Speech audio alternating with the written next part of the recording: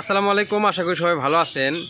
আপনারা যারা নিয়মিত আমাদের খামারের ভিডিও দেখেন তারা অবশ্যই জানেন আমি মূলত আমার খামারের ডিমগুলো নিউ সোনালী হাঁসের খামার অ্যান্ড হ্যাচারিতে ডিমগুলো বীজ ডিম হিসেবে বিক্রি করি। তো তারই ধারাবাহিকতার সহিত আজকে একটা গুরুত্বপূর্ণ ভিডিও নিয়ে আমি আপনাদের মাঝে আসলাম। সেটা হচ্ছে যে কি, যারা নতুন উদ্যোক্তা, যারা নতুন হাঁস খামার করতে চাচ্ছেন, তাদের দুইটি বিষয় না জানলে আপনারা হাঁস খামার থেকে সঠিকভাবে লাভবান হতে পারবেন না। তারই প্রথম ধারাবাহিকতা হচ্ছে, এক নাম্বার হচ্ছে যে ভালো মানের আপনি হাঁসের বাচ্চা বা হাঁস ছাড়া আপনি যদি হাঁস খামার করতে আসেন তাহলে সেই রকমভাবে সঠিকভাবে লাভবান হতে পারবেন না।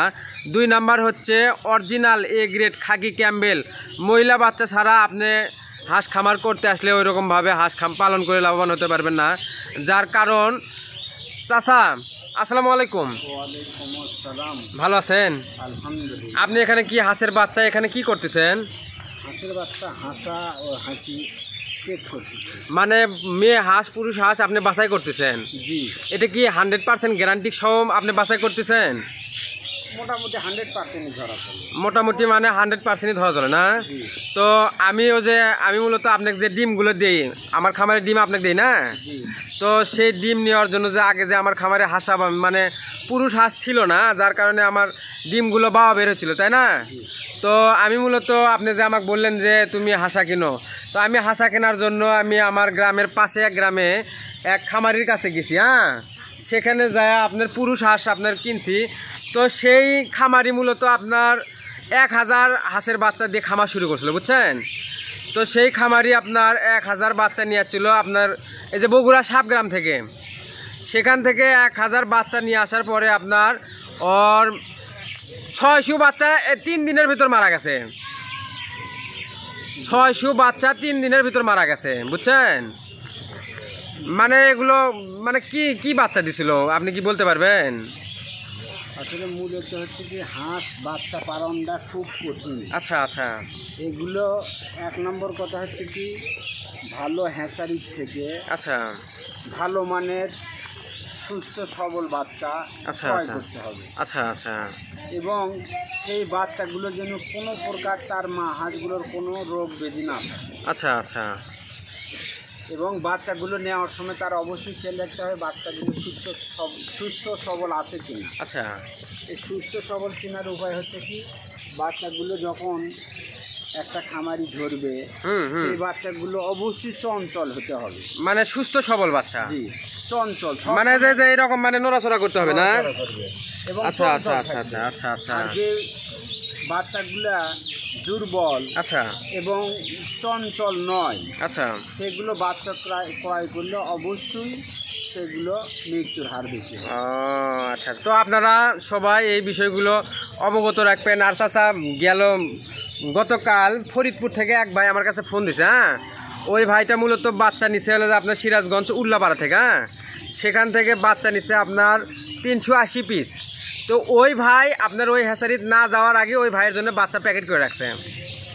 ওই ভাই আমাকে ফোন দিয়ে বলতেছে, ভাই আমি হ্যাচারিত না যাতি আমার যাওয়ার সাথে আমাকে বলতেছে যে আপনার জন্য এই 380 বাচ্চা আমি প্যাকেট করে রাখছি। আপনারাও কি ওই রকম করেন কি না? না, আমরা মূলত আমাদের উদ্দেশ্য হচ্ছে কি, যারা খামারি আচ্ছা তারা যেন এই বাচ্চাটা নিয়ে সুস্থভাবে লালন পালন করে লাভবান হতে পারে। আচ্ছা আচ্ছা। এবং তাদের সংসার যেন এই খামার থেকে চলে। আচ্ছা। এই জন্য আমরা আমাদের নিজস্ব খামার থেকে নিজস্ব বীজ, আচ্ছা ভালো জাতের খাকি ক্যাম্বেল এবং ডিম হাঁসের ডিম, আচ্ছা ডিম দিয়ে আমরা নিজস্ব হ্যাচারির থেকে উৎপাদিত ডিম থেকে বাচ্চা বের করি এবং সেগুলো হাঁসা এবং হাসি বাছাই করি এবং গ্রেডিং করি। আচ্ছা আচ্ছা। যারা খামার করবে তাদের জন্য এই গ্রেডের বাচ্চা সবসময় আমরা সেগুলো বাছাই করে দিই। আচ্ছা, যদি কেউ আপনার কাছ থেকে এই হাঁসের বাচ্চা ক্রয় করতে চায় তাহলে কিভাবে আপনার কাছ থেকে সংরক্ষণ করতে পারবি? আমরা আসলে প্রথমে দেখি সে কি আসলে খামার করবে নাকি কিছুদিন পালে হাঁসগুলো বিক্রি করবে। যদি সে খামার করে তাদেরকে আমরা সাজেস্ট করি যে খাকি ক্যাম্বেল বাচ্চা নেওয়ার জন্য। আচ্ছা। এই খাকি ক্যাম্বেল বাচ্চাটা সবচাইতে বেশি ডিম পারে। আমাদের সবচাইতে বেশি ডিম পারে? দিল্লিগও পারে, কিন্তু দিল্লিগের চেয়ে খাকি ক্যাম্পবেলটা সবথেকে ভালো।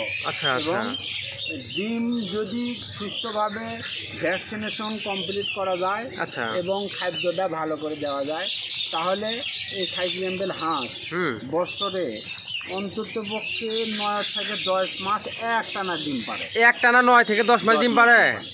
আপনারা যে দেখা যায় যে গ্রামের মাছ চাষিরা যে হাঁস লালন পালন করে, তার হাঁস দেখা যাচ্ছে যে 15 দিন 20 দিন বা সর্বোচ্চ 1-1.5-2 মাস পারা পরে আর পারে না, সেগুলো আবার কি হাঁস?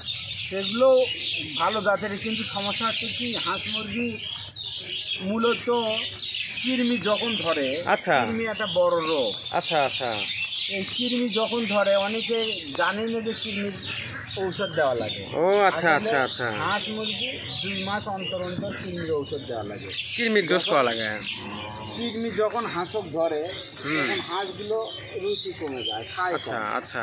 এবং খায় যখন কম, সেই হাঁসগুলো আস্তে আস্তে দুর্বল হয়ে যায় এবং ডিম কম পারে। ও আচ্ছা। গ্রামের যেগুলো মা বোনেরা যারা হাঁস পালে বা অনেক খামারি হাঁস পালে, এরা সম্বন্ধে অবগত কম, এই জন্য খামারিরা মানে ওরকম ভাবে লাভবান হতে পারে না। তো শোনেন, আমাকে অনেক ভাই আমার কাছে ফোন করে আমার কাছ থেকে জানতে চায় যে আপনি যেখানে আপনার খামারের ডিমগুলো দেন সেই ডিমের বাচ্চা আমরা নিতে চাই। তো তারা যদি নিতে চায় কিভাবে আপনার সাথে যোগাযোগ করবি? আমার সাথে যোগাযোগ করবে নিউ সোনালী হাঁসের খামার অ্যান্ড হ্যাচারি। এখানে আমাদের ইউটিউব ফেসবুকে আমাদের দেওয়া আছে, আপনারা এই নাম্বারে যোগাযোগ করবেন এবং সরাসরি আমাদের যারাই হাঁস পালবেন। এবং আচ্ছা আচ্ছা, আপনাদের মানে সরাসরি ঠিকানাটা বলে দেন। নিউ সোনালী হাঁসের খামার অ্যান্ড হ্যাচারি, আচ্ছা, গ্রাম উনচুরকি, টাইলপাড়া, গাবতলী, বগুড়া। ও মানে আপনি বগুড়া জেলার গাবতলী থানা, উনচুরকি গ্রাম, টাইলপাড়া না? তো আপনারা যদি কেউ হাঁসের খামার করতে চান, হাঁসের মানে এ গ্রেড ভালো মানের বাচ্চা সংরক্ষণ করতে চান, তাহলে অবশ্যই নিউ সোনালী হাঁসের খামার যোগাযোগ করবেন। আপনারা original A grade Khakee Campbell হাঁসের বাচ্চা এখান থেকে সংরক্ষণ করতে পারবেন। তো আজকের ভিডিওটি এই পর্যন্তই, ধন্যবাদ সবাইকে।